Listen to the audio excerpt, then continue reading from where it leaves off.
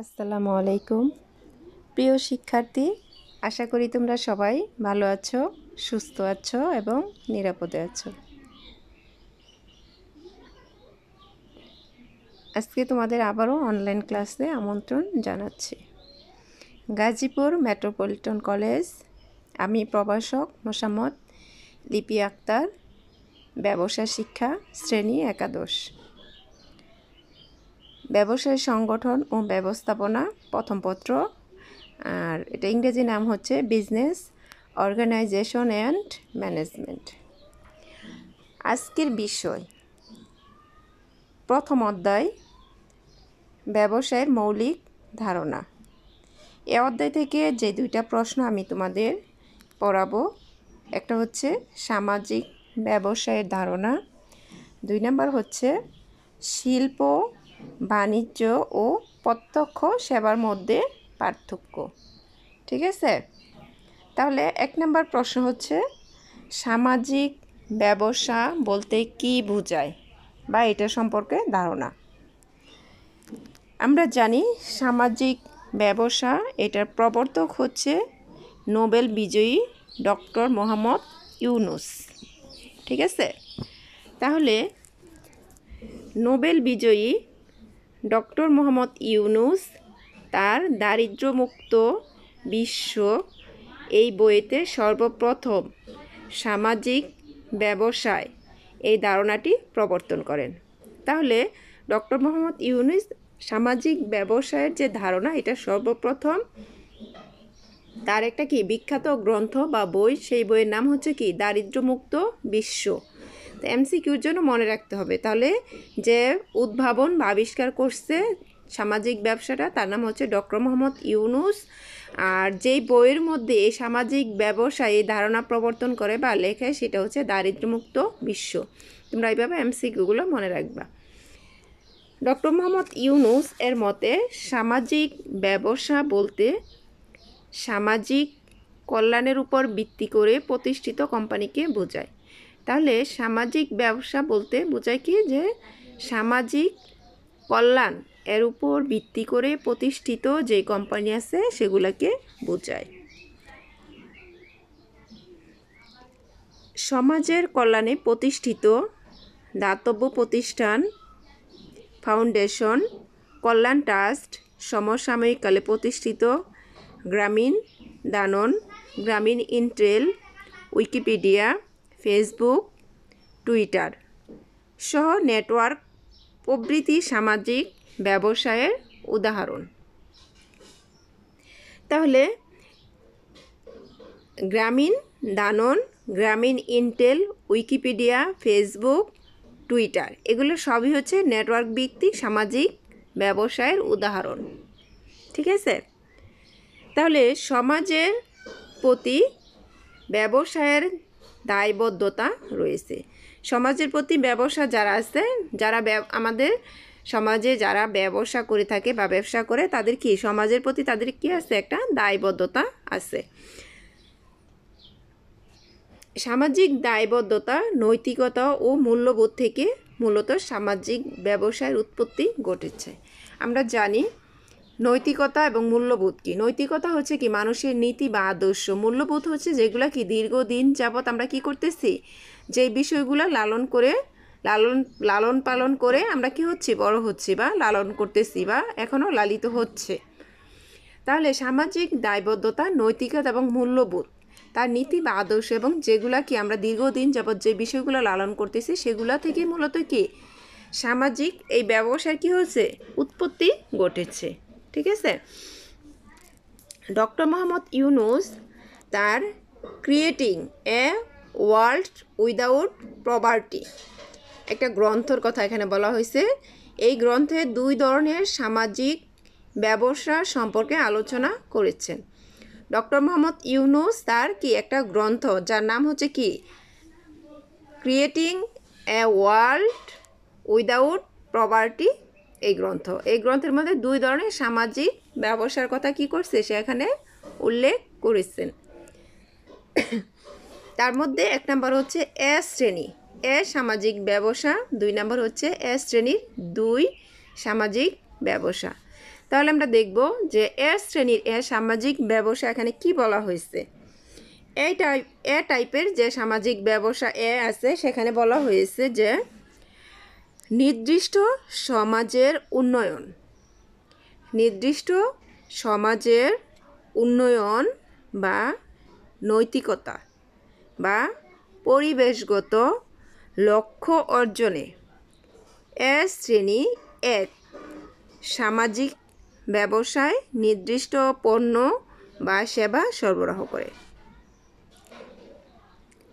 তাহলে এখানে এ শ্রেণী যে সামাজিক ব্যবসা আছে সেখানে কি বলা হয়েছে যে নির্দিষ্ট সমাজের উন্নয়ন বা নৈতিকতা বা পরিবেশগত লক্ষ্য অর্জনে এ শ্রেণীর এক সামাজিক ব্যবসায় নির্দিষ্ট পণ্য বা সেবা তারা কি করে সরবরাহ করে থাকে।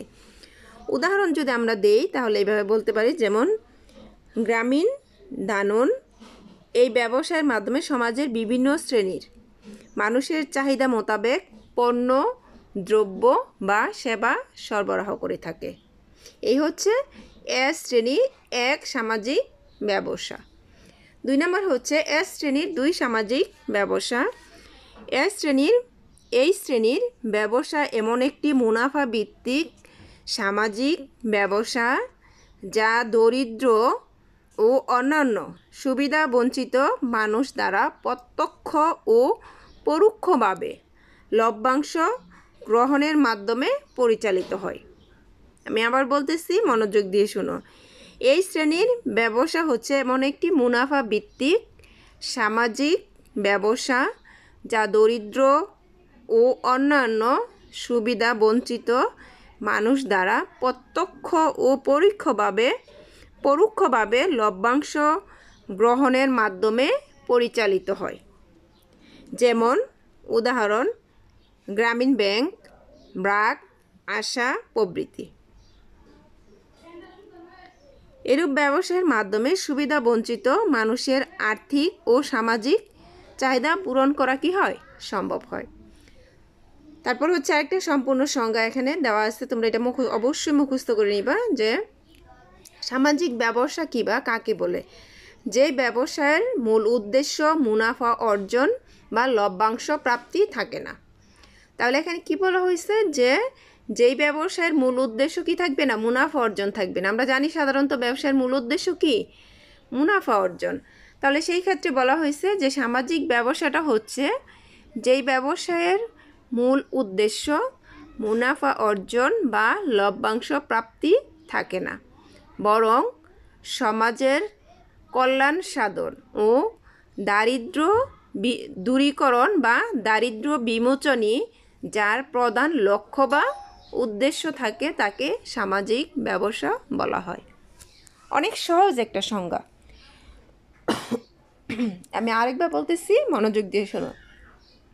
যেই ব্যবসায়ের মূল উদ্দেশ্য কি থাকবে না, মুনাফা অর্জন বা লভ্যাংশ প্রাপ্তি থাকবে না, বরং সমাজের কল্যাণ সাধন ও দারিদ্র্য দূরীকরণই যার কি প্রধান লক্ষ্য বা উদ্দেশ্য তাকে সামাজিক ব্যবসা বলা হয়।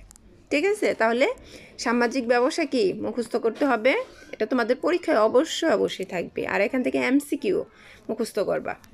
ঠিক আছে, তারপর হচ্ছে আসো যে দ্বিতীয় যে প্রশ্ন ছিল সেটা হচ্ছে শিল্প, বাণিজ্য ও প্রত্যক্ষ সেবার মধ্যে পার্থক্য। আমি একটু বলে নেই, পার্থক্য বলতে আমরা সাধারণত দেখছি যে একটার সাথে আরেকটা বিপরীত সম্পর্ক থাকে। ঠিক আছে, আর এখানে শিল্প, বাণিজ্য এবং প্রত্যক্ষ সেবা একটার সাথে আরেকটা কি পার্থক্য না, এখানে হচ্ছে একটার পর আরেকটার অবস্থানের কথা এখানে বোঝানো হয়েছে। ঠিক আছে, সেজন্য প্রথম হচ্ছে শিল্প সম্পর্কে আলোচনা করব, তারপর হচ্ছে বাণিজ্য, তারপর হচ্ছে লাস্ট হচ্ছে প্রত্যক্ষ সেবা। ঠিক আছে, তাহলে শিল্প কি, এখানে শিল্প আমি যা এখানে তোমাদের লিখে দিচ্ছি, তোমরা এটা যদি তোমরা নোট করে রাখো, তোমাদের কি পরীক্ষায় তো শিল্প, বাণিজ্য, প্রত্যক্ষ সেবা মাস্ট বি তোমাদের সৃজনশীল তো থাকবেই, সাথে এমসিকিউ থাকবে। তোমরা যদি এইটুকু মুখস্থ করো তাহলে তোমরা এখান থেকে এমসিকিউ প্লাস সৃজনশীল 2 মার্ক 3 মার্ক আসলে তোমরা এখানে আনসার দিতে পারবা। ঠিক আছে, তাহলে প্রথম হচ্ছে শিল্প। শিল্প বলতে আমরা কি বুঝি? আমরা জানি প্রাকৃতিক সম্পদের রূপগত পরিবর্তন করে উপযোগ সৃষ্টি করাই হচ্ছে শিল্প। তাহলে তোমরা সংজ্ঞাটা প্রথমে এখানে লিখে নিবা, ঠিক আছে? প্রাকৃতিক সম্পদের রূপগত পরিবর্তন করে মানুষের কি আকার আকৃতি পরিবর্তন করে মানুষের ব্যবহার উপযোগী করে গড়ে তোলাকে শিল্প বলা হয়, ঠিক আছে? এই সংজ্ঞাটা লেখার পরে তোমরা হচ্ছে লিখবে এখানে শিল্প উৎপাদন তথা প্রাকৃতিক সম্পদের রূপগত পরিবর্তনের মাধ্যমে উপযোগ সৃষ্টি করে। শিল্প হচ্ছে আমরা জানি শিল্পের মাধ্যমে কি করা হয়, পণ্য উৎপাদন করা হয়। আর এটা কি প্রাকৃতিক সম্পদের কি করে, রূপগত পরিবর্তন করে। তাহলে কি উপযোগ সৃষ্টি করে, রূপগত পরিবর্তন করে উপযোগ সৃষ্টি করে থাকে। তাহলে এটার সাথে কি শিল্পটা জড়িত। 2 নাম্বার, শিল্প ব্যবসায়ের প্রাথমিক স্তর অবস্থান করে। এখানে হচ্ছে 3টা স্তর, শিল্প, বাণিজ্য এবং প্রত্যক্ষ সেবা। ব্যবসা হচ্ছে 3 প্রকার, তার মধ্যে প্রথম স্তরে বা প্রথম যার অবস্থান সেটা হচ্ছে কি শিল্প। তাহলে শিল্প ব্যবসার কি প্রথম স্তরে অবস্থান করে সে কী করে উৎপাদন কার্যক্রম পরিচালনা করে এবং উৎপাদনের কাজটা সে কী করে পরিচালনা করে থাকে। 2টা। 3 নাম্বার হচ্ছে প্রাকৃতিক সম্পদের রূপগত পরিবর্তনের মাধ্যমে উপযোগ সৃষ্টি শিল্পের আওতাভুক্ত। আমরা জানি শিল্প কী করে, রূপগত উপযোগ সৃষ্টি করে। তাহলে কিভাবে করে? তাহলে সেই ক্ষেত্রে হচ্ছে যে আমাদের দেশে যে প্রাকৃতিক সম্পদ আছে সেই প্রাকৃতিক সম্পদের রূপগত পরিবর্তনের মাধ্যমে তারা কি করে এখানে উপযোগ সৃষ্টি করে। এটা হচ্ছে শিল্পের আওতাভুক্ত। পণ্য দ্রব্য ও সেবাকর্ম উৎপাদনের মধ্যে দিয়ে কি করে শিল্পে তার কাজ শেষ করে। শিল্পের কাজ হচ্ছে শুধুমাত্র সে কী করবে, পণ্য দ্রব্য এবং সেবা উৎপাদন করবে। উৎপাদনের মধ্যেই তার কি হবে, কাজটা শেষ হয় এবং শিল্পেও প্রাকৃতিক সম্পদ কাঁচামাল হিসাবে ব্যবহার করে। শিল্প হচ্ছে কি করে, যে আমাদের দেশে যে অজস্র কি আছে প্রাকৃতিক যে সম্পদগুলো আছে সেই সম্পদ তারা কি করে পণ্য উৎপাদনের ক্ষেত্রে সেটা তারা প্রাকৃতিক কাঁচামালটা কি প্রাকৃতিক সম্পদ যেটা আছে সেটা হচ্ছে কাঁচামাল হিসেবে তারা কি করে এখানে ব্যবহার করে থাকে, ঠিক আছে? তাহলে আমরা দেখি এবার শিল্পটা আরেকবার, যে শিল্প হচ্ছে প্রথম হচ্ছে তোমরা কি করবে এখানে শিল্পের সংজ্ঞাটা লিখবা, ঠিক আছে? তোমরা যখন নোট করবা তখন অবশ্যই প্রথম সংজ্ঞাটা লিখে তারপরে এখানে যেটুকু লেখা আছে এটুকু তোমরা কি করবা লিখে রাখবা। শিল্প হচ্ছে প্রাকৃতিক সম্পদের রূপগত পরিবর্তন করে উপযোগ সৃষ্টি করাকে শিল্প বলে। প্রাকৃতিক সম্পদের রূপগত পরিবর্তন করে উপযোগ সৃষ্টি করাকে শিল্প বলা হয়। শিল্প হচ্ছে উৎপাদন তথা প্রাকৃতিক সম্পদের রূপগত পরিবর্তনের মাধ্যমে উপযোগ সৃষ্টি করে, এটার সাথে জড়িত। প্রাকৃতিক সম্পদের রূপগত পরিবর্তনের মাধ্যমে সে কী করে উপযোগ সৃষ্টি করে, এটার সাথে হচ্ছে শিল্প জড়িত। শিল্প ব্যবসায়ের প্রাথমিক স্তরে অবস্থান করে। ব্যবসায়ের প্রথম যে স্তর সেই স্তরে হচ্ছে শিল্পের অবস্থান, এটাই এখানে বলা হয়েছে। এবং সে কী করে সেখানে উৎপাদন কার্য পরিচালনা করে। উৎপাদন করার ক্ষেত্রে সে কী করে সহযোগিতা করে। প্রাকৃতিক সম্পদের রূপগত পরিবর্তনের মাধ্যমে সে কী করে উপযোগ সৃষ্টি করে, এটা হচ্ছে শিল্পের আওতাভুক্ত। প্রাকৃতিক সম্পদের রূপগত পরিবর্তনের মাধ্যমে উপযোগ সৃষ্টি করে। পণ্য দ্রব্য ও সেবা কর্ম উৎপাদনের মধ্য দিয়ে শিল্প তার কাজ শেষ করে এবং প্রাকৃতিক যে সম্পদ আছে সেটা কি কাঁচামাল হিসাবে ব্যবহার করে থাকে। তাহলে এই হচ্ছে তোমাদের শিল্প। পরবর্তী হচ্ছে বাণিজ্য। আমরা জানি শিল্পের উৎপাদিত পণ্য ভোক্তার নিকট পৌঁছানোর মাধ্যমে বাণিজ্য তার কাজ কী করে শেষ করে। শিল্পের উৎপাদিত পণ্য ভোক্তার নিকট পৌঁছানো হচ্ছে কি বাণিজ্যের কাজ, ঠিক আছে? তাহলে হচ্ছে প্রথম হচ্ছে কী করতে হবে, সংজ্ঞাটা লিখতে হবে। লেখার পরে হচ্ছে তুমি বাণিজ্য সম্পর্কে এখানে লিখবা। বাণিজ্য হচ্ছে উৎপাদিত পণ্য দ্রব্য ভোক্তার নিকট পৌঁছে দেওয়ার লক্ষ্যে সম্পাদিত কার্যাবলী, এটার সাথে কি জড়িত থাকে বাণিজ্য। শিল্পের উৎপাদিত যে পণ্য দ্রব্য বা সেবা থাকে সেটা ভোক্তার নিকট পৌঁছে দেয় হচ্ছে কি বাণিজ্যের কাজ। তাহলে এটার সাথে জড়িত, এখানে দাঁড়িয়ে হবে। তারপর হচ্ছে বাণিজ্য, শিল্পের পর অর্থাৎ ব্যবসায়ের দ্বিতীয় স্তরে অবস্থান করে। বাণিজ্য হচ্ছে ব্যবসায় কি দ্বিতীয় স্তরে অবস্থান করে, অথবা শিল্পের পরে বাণিজ্য তার অবস্থান। ব্যবসার যে তিনটা প্রকারভেদ, শিল্প, বাণিজ্য, প্রত্যক্ষ সেবা, তার মধ্যে প্রথম হচ্ছে শিল্পের অবস্থান, দ্বিতীয় হচ্ছে বাণিজ্যের অবস্থান। তাহলে বাণিজ্য হচ্ছে দ্বিতীয় স্তরে অবস্থান করে বা শিল্পের পরে বাণিজ্য অবস্থান করে সে কী করে বন্টন কার্যক্রম পরিচালনা করে। এখানে বাণিজ্যের কাজ হচ্ছে কি বন্টন করা। এটি পণ্যের স্থানগত, কালগত, অর্থগত, ঝুঁকিগত, ব্যক্তিগত বা সত্যগত ও জ্ঞানগত উপযোগ সৃষ্টি করে। তাহলে শিল্প শুধুমাত্র কি করে রূপগত উপযোগ সৃষ্টি করে একটা, আর বাকি এখানে কয়টা আছে স্থানগত, কালগত, অর্থগত, ঝুঁকিগত। তাহলে 1 2 3 4 5 6টা, আর এই 6টা উপযোগ সৃষ্টি করে হচ্ছে বাণিজ্য। তাহলে এটা মুখস্থ করতে হবে, স্থানগত, কালগত, অর্থগত, ঝুঁকিগত, ব্যক্তিগত বা সত্যগত ও জ্ঞানগত উপযোগ সৃষ্টি করে। উৎপাদিত পণ্য ভোক্তার নিকট, উৎপাদিত পণ্যটা পৌঁছানোর পর বাণিজ্যের কাজ শেষ হয়।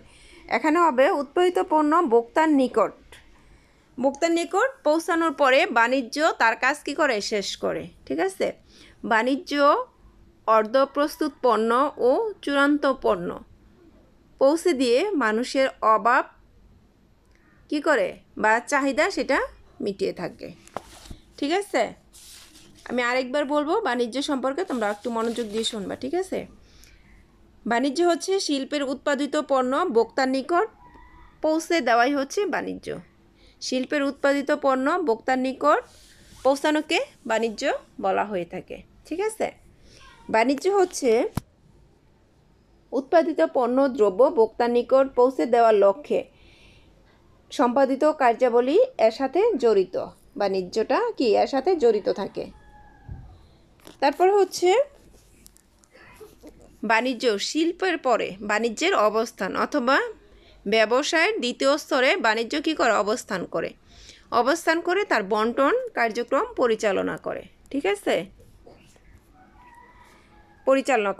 উৎপাদিত পণ্য বন্টন ও বন্টন সহায়ক কার্যাবলী বাণিজ্যের আওতাভুক্ত। উৎপাদিত পণ্য বন্টন ও বন্টন সহায়ক কার্যাবলী এটা কি বাণিজ্যের আওতাভুক্ত। এটি পণ্যের স্থানগত, কালগত, অর্থগত, ঝুঁকিগত, সত্যগত ও জ্ঞানগত উপযোগ সৃষ্টি করে। উৎপাদিত পণ্য ভোক্তার নিকট পৌঁছানোর পর বাণিজ্য তার কাজ শেষ করে। বাণিজ্য অর্ধপ্রস্তুত পণ্য ও চূড়ান্ত পণ্য ভোক্তার নিকট পৌঁছে দিয়ে মানুষের যে অভাব বা চাহিদা থাকে সেটা কি করে পরিসমাপ্তি ঘটায়। ঠিক আছে, মানুষের যে অভাব আছে সেটা কি করে পরিসমাপ্তি ঘটিয়ে থাকে। ঠিক আছে, এই হচ্ছে তাহলে বাণিজ্য। লাস্ট হচ্ছে কি প্রত্যক্ষ সেবা। প্রত্যক্ষ সেবা আমরা জানি ক্রেতা বা ভোক্তা সরাসরি উপস্থিত হয়ে যে সেবা গ্রহণ করে সেটাকে প্রত্যক্ষ সেবা বলা হয়। সাধারণত সেবাদানের উদ্দেশ্যে প্রত্যক্ষভাবে যেই ব্যবসায় গঠিত ও পরিচালিত হয় তাকে প্রত্যক্ষ সেবা বলা হয়। সাধারণত কি সেবা দেওয়ার উদ্দেশ্য থাকে, তাহলে সেবা দানের উদ্দেশ্যে প্রত্যক্ষভাবে যে ব্যবসা গঠিত ও পরিচালিত হয় তাকে প্রত্যক্ষ সেবা বলা হয়। সেবা প্রদানের মাধ্যমে মানুষ কি করে বেঁচে থাকে, সেবার মাধ্যমে কি মানুষ বেঁচে থাকতে চায়। সেবা দেওয়া এবং নেওয়া এটার সাথে কি মানুষ জন্মগতভাবে সম্পৃক্ত। মানুষ কি সেবা দিতে পছন্দ করে। অনেকে আছে কি সেবার মাধ্যমে মানুষ কি বেঁচে থাকে, এবং সেবা দেওয়া এবং নেওয়া এই দুইটাই কি মানুষের সাথে কি জন্মগতভাবে কি সম্পৃক্ত বা ওতপ্রোতভাবে জড়িত। প্রত্যক্ষ সেবা হচ্ছে একটি অদৃশ্য ও অস্পর্শনীয় পণ্য। প্রত্যক্ষ সেবা সেটা কি অদৃশ্য, এটা কি দেখা যায় না, এটা কি স্পর্শ করা যায় না, ঠিক আছে। এই জন্য বলা হয়েছে কি প্রত্যক্ষ সেবা হচ্ছে কি অদৃশ্য এবং অস্পর্শনীয় পণ্য। এইরূপ পণ্য অস্পর্শনীয় অদৃশ্য পণ্য ক্রয় বিক্রয়ের সাথে সম্পর্কিত বৈধ ধারাবাহিক কার্যাবলীকে প্রত্যক্ষ সেবামূলক ব্যবসা বলা হয়। এইরূপ অস্পর্শনীয় অদৃশ্য পণ্য দ্রব্য বা সেবা ক্রয় বিক্রয়ের সাথে জড়িত বা সম্পর্কিত বৈধ ধারাবাহিক যে কাজ বা কার্যাবলী সেটাকে প্রত্যক্ষ সেবা বলা হয়, ঠিক আছে। প্রত্যক্ষ সেবা আলাদাভাবে কি করা যাবে না, শনাক্ত করা যাবে না। প্রত্যক্ষ সেবা সেটা আলাদাভাবে শনাক্ত করা যায় না। প্রত্যক্ষ সেবা ধরা বা ছোঁয়া যায় না, এটা ধরাও যায় না এবং ছোঁয়া যায় না, তবে সেটা কি করা যায়, উপলব্ধি করা যায়, অনুভব করা যায়। এটি ভোক্তার কি করে অভাব অথবা যে চাহিদা আছে সেটা কি করে মেটাতে পারে। প্রত্যক্ষ সেবা সংরক্ষণ করা যায় না। প্রত্যক্ষ যে সেবা আছে সেটা কি তুমি চাইলে কি করতে পারবে না, সংরক্ষণ করে রেখে দিতে পারবে না, তবে তুমি চাইলে সেটা কি করতে পারো, সবার মধ্যে সেটা বিলিয়ে দিতে পারো, সরবরাহ করতে পারো। সেই জন্য বলা হয়েছে যে প্রত্যক্ষ সেবা কি করা যায় না, সংরক্ষণ করা যায় না, তবে সরবরাহ করা যায়, ঠিক আছে। তাহলে এই হচ্ছে তোমাদের প্রশ্ন। আর আমি যেইভাবে তোমাদের এই যে এখানে লিখে দিলাম, তোমরা সবাই চাইলে এখান থেকে নোট করে নিতে পারো। বইয়ের মধ্যে কিন্তু তুমি সরাসরি এইভাবে এই পয়েন্টগুলো তুমি পাবা না, ঠিক আছে। তুমি তোমার সুবিধা মতো তোমার খাতায় লিখে রাখবা, এটা তোমাদের জন্য ভালো হবে। আর আরেকটা বিষয় হচ্ছে, আমার মনে হয় প্রত্যেকটা গ্রুপে তোমাদের জানিয়ে দেওয়া হয়েছে, তোমাদের হচ্ছে অ্যাসাইনমেন্ট জমা দিতে হবে, ঠিক আছে। আর হচ্ছে তোমাদের এমসিকিউ পরীক্ষা নেওয়া হবে, তাহলে সেই ক্ষেত্রে তোমাদের কিছু প্রশ্ন দেওয়া হবে, সেই প্রশ্নের উপর ভিত্তি করে তোমাদেরকে 1, 2 বা 3 মার্ক এইভাবে তোমাদের কি করতে হবে, প্রশ্ন লিখে 10 তারিখের মধ্যে প্রত্যেকের যে গাইড টিচার আছে, গাইড শিক্ষকের কাছে সকল বিষয়ের অ্যাসাইনমেন্ট জমা দিতে হবে, ঠিক আছে। তাহলে সবাই ভালো থাকো, সুস্থ থাকো, মন দিয়ে পড়াশোনা করো এবং বাসায় থাকো। আল্লাহ হাফেজ।